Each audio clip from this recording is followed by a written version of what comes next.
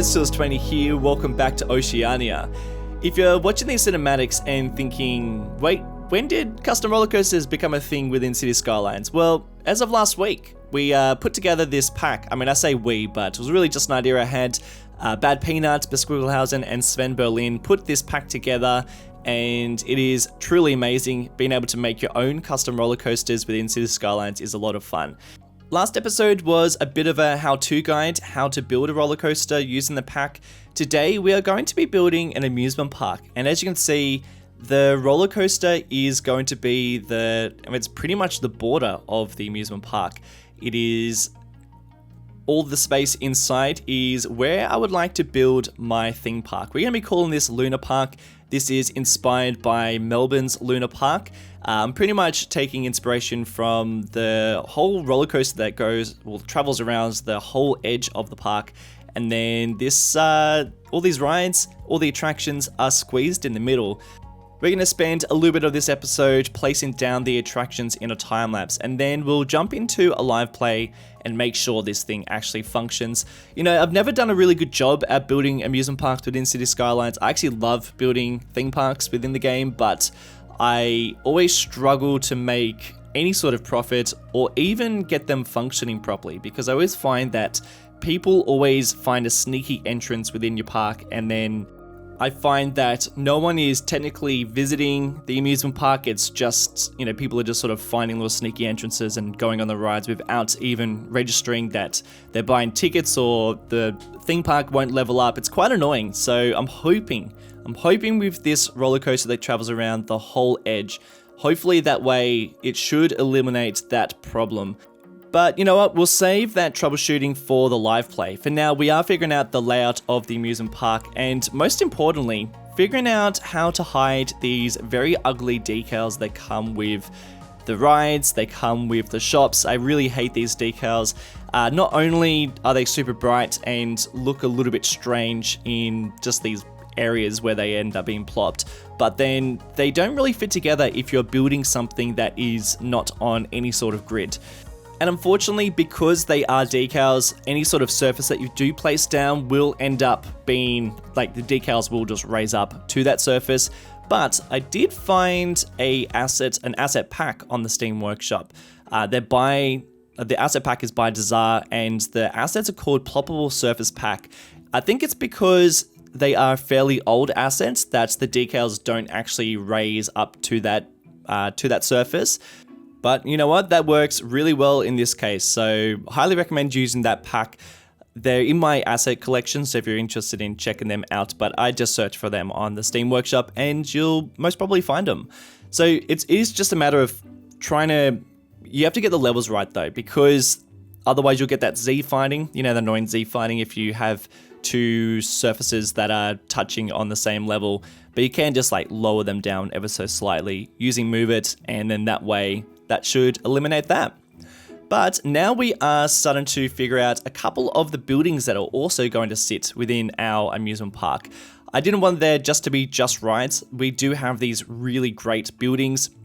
This is some sort of arcade. It's on the Steam Workshop, but these are great. And I pretty much use these every time I build any sort of theme park within City Skylines. And this actually really fits the style of Luna Park as well.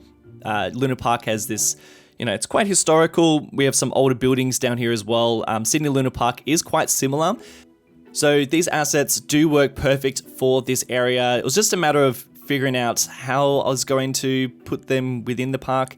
I mean, it's not a huge amount of space. So as you can see, there's a lot of placing rides and attractions in areas and then sort of shuffling them around and using Move It. And yeah, it's a little bit tricky. It was a definite Tetris situation going on, just trying to make sure that all the pieces fit in the right areas. I also built a little backstage area too. Wanted to, show that there is space for maintenance and for deliveries and stuff like that, but there's not a huge amount of room for that sort of stuff within this park. As you can see, there's, all the rides are pretty much squished right up against the roller coaster, which just makes for such an awesome backdrop. So it is really cool because everything's just moving and doing its thing, and hopefully this thing will function. I mean, you can see people coming in, so it is functioning, but I just want to make sure that people are, I don't know, paying for tickets and stuff, going through the main entrance, making sure that they're going on the rides as if the park is functioning. That sort of stuff is important. I always make sure that there's some sort of functionality with places like this. Just makes it so much more fun knowing that the rides are serving some sort of purpose and people are walking through the main gate and visiting each ride.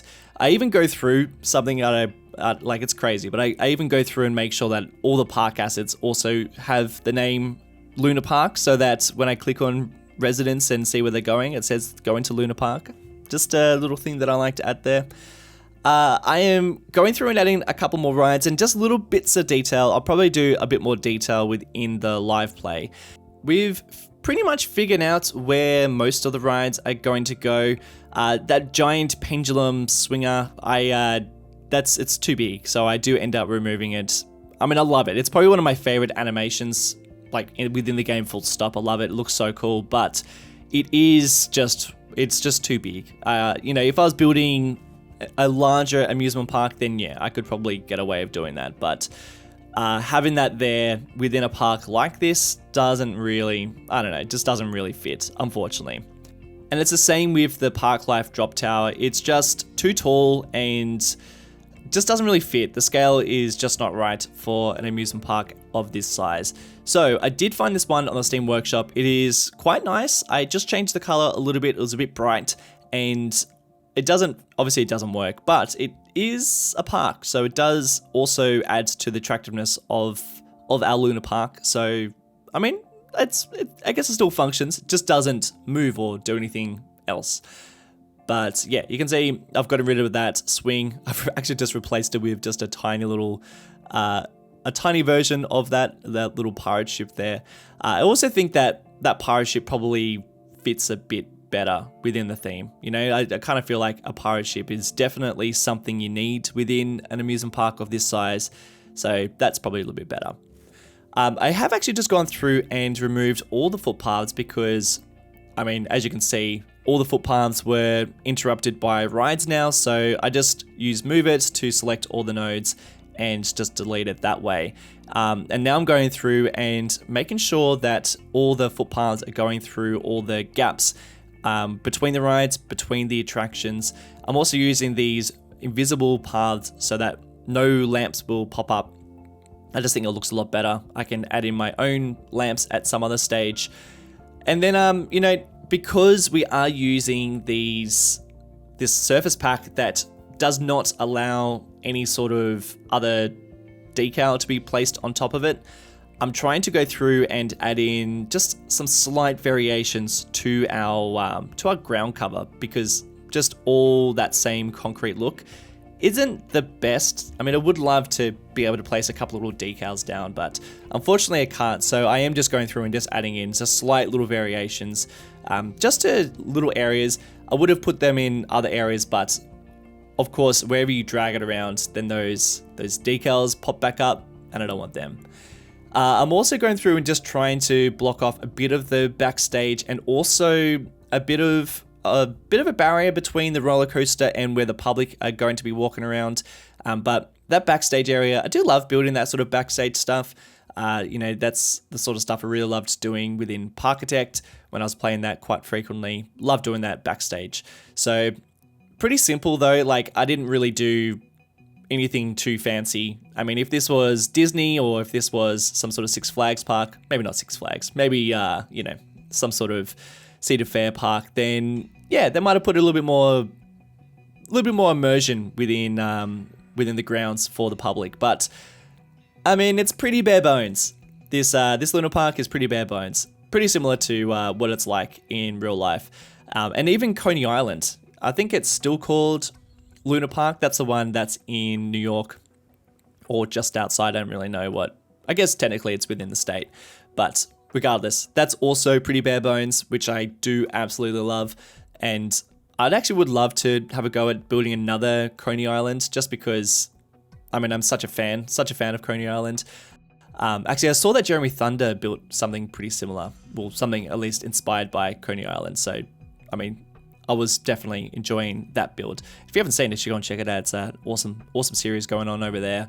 And I've also put in this fence that goes around because I mean, technically the public could just wander in, just go through some of the beams, and then all of a sudden you're into the park. So I wanted to make sure that there was some sort of fence. And then just a couple little palm trees too. I haven't really used these palm trees that much, but they are super nice. So I wanted to have, kind of have like a bit of a palm tree sort of landscaping thing going on around the park. So we are putting in that. And I probably will do something similar we do have that space where I am thinking I'll probably put some sort of park. So yeah, some sort of public park. Too many P's. Whenever I record an episode, there's always a couple of words that I get stuck on, and then I find it really hard not to say those words. Today is amusement park, and rides. So just listen out for those words. Don't listen out for those words. Ignore those words. See this space up here? Like, I'm trying to figure out what would go there. And I really do feel like it's some sort of warehouse, but I don't know. That's not working. So I just ditched that idea. Maybe we'll come back to that in the live play, which is super soon. Little bits of detail just here and there. I mean, I didn't want to put too many trees inside the grounds of the place that we're building. So I am just putting in just some small little shrubs and hedges and stuff, and also some queue lines, but nothing fancy. That is like the definition of this is just not fancy at all. Little bits of fanciness, but definitely not fancy. And also just some lights and a couple of signs and bits and pieces just here and there, just to add those little bits of detail. But you know what? Let's check out and see if everything's working and functioning within our place. Yeah, okay, that's not going to be good for business. Hopefully that is the last accident we have within Luna Park. I probably blame the roller coaster. It looks a little bit dodgy in some areas. But besides that, the park is functioning probably the best I've ever seen an amusement park function within this game, at least the ones that I've built. Generally, people find a sneaky entrance to your amusement park, but for this one, with a roller coaster going around the whole edge, and then even this fence, it really limits the amount of sneaky entrances. So that's definitely a plus. It also means my Luna Park is starting to level up. So let's just have a little look at how it's going. I have added in just an advertisement campaign, and our park is, it's slowly starting to level up. So what I want to do is I'm going to fly around. We're going to have a little explore, see how things are looking, and then we'll go through and just change and add a couple of things. There's a few areas that we still need to develop. We've got our park over here, which I assume I'm going to make into a park. We've got a space up here, and I also don't really know what I'm going to do in this spot. So let's go through the main entrance. We'll go through the mouth. So we've got our Chirperoo Cafe over here and our Fun Palace on our right. It is a cramped park. We've definitely been adding rides as the park has been established. It's one of those things. Whoop, and there it is. It's definitely one of those parks that is just added and added and added, and probably a lot of these rides are looking a bit dated. I mean, speaking of which, this is an absolute old attraction. But I kind of like that, it is one of those parks that has seen better days. The entrance is looking a lot busier than the back of the park, so I think we could probably add some extra people out this way, or at least give people some more reasons to travel a bit further into the park. How about we place a couple more of our boom spawners? What did I call it? Boom spawner? I mean the crowd generators. These are great because we definitely need more people in some of these areas. So if I place one there, and then one there, I reckon probably under here. Actually, in fact, we don't have anything under here. What can we place under there? I don't think we have any food courts. We've got our Chirperoo Cafe, and I believe that might be about it. I don't reckon we need anything too fancy, so I'm just going to place, just one of these ones. Well, one of each at least. Let's see if I get really nice and close, and I'll place a grill. In fact, I might even just make it extra long, like that. I might do the same for these ones too. I feel like that's all I need to do down there. I don't really want to do anything too detailed, but just a little food court, just so people have some sort of food options. This is already a park, so people are already going to it. But besides that, I think the park is pretty much set up. There's just a couple of little details I want to add. And it's to do with the backstage, because that's the sort of area that I really enjoy about amusement parks. I love when you get a little sneak peek behind the curtains and see what's behind there. It's never anything too exciting. It's usually just a bunch of boxes or, you know, a toilet block for the staff. It's nothing exciting. But I think it's always interesting when parks try to set up this immersive experience, and then there is just this whole backstage area that is super ugly and just warehouses and staff stuff, and it's just not that pretty. In an amusement park like this, I mean, we are not doing anything like Disney. This is just hidden with some pretty ugly fences. So it's definitely nothing special. But I do want to place some stuff back there just to show that there is some work behind the scenes. And at the moment, we don't really have anything. I think boxes would probably be some of the easiest things we can add. So I'll just go through and add a couple of crates of boxes.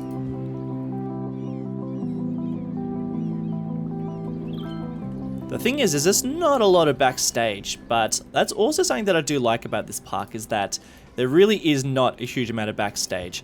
It is just a slither, just enough so that people can get around. I think that most of the maintenance and a lot of the other deliveries and stuff like that would happen outside the park. So maybe we also need to make that when we do our little park, fairly big park, that's going to sit over here. Maybe there should be another little spot where vehicles can get in. You know, this road just here, I think might be a nice access point for vehicles and deliveries and stuff like that. So maybe we'll add something like that.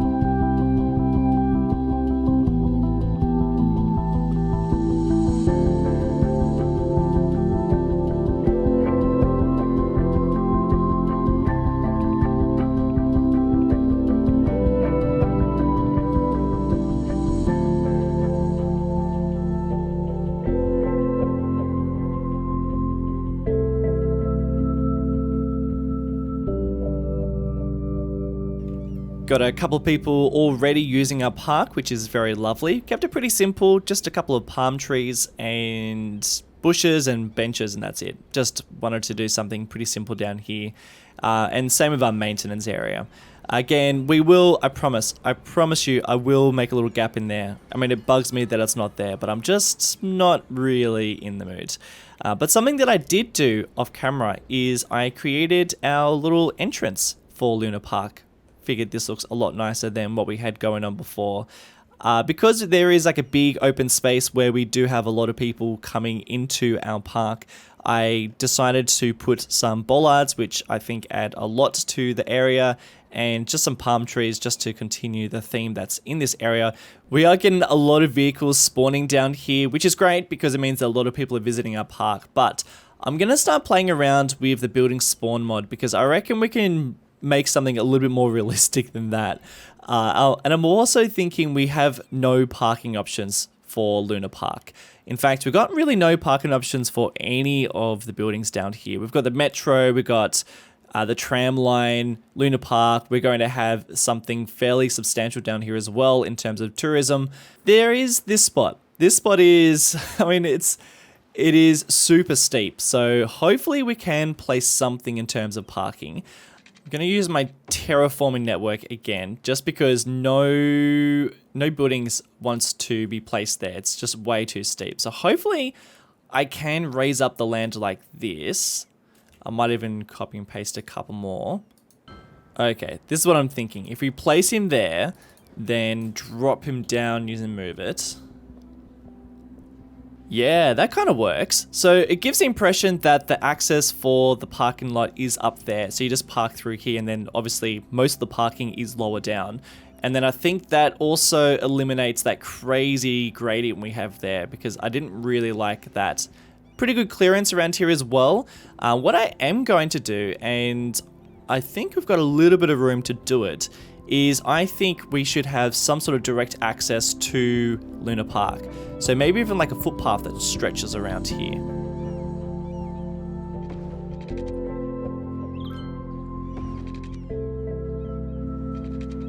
And what I'm trying to do here is I would really like the path to connect up to this road, and then we're going to have the building spawn points for Luna Park. I want them to be sort of up here, or at least maybe encourage some parking to happen up here so that we do have people using this pathway.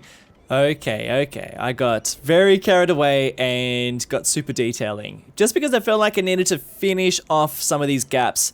They were just lacking a bit of detail. So we've gone through, added in a bit of stuff. I'm going to talk about what I did.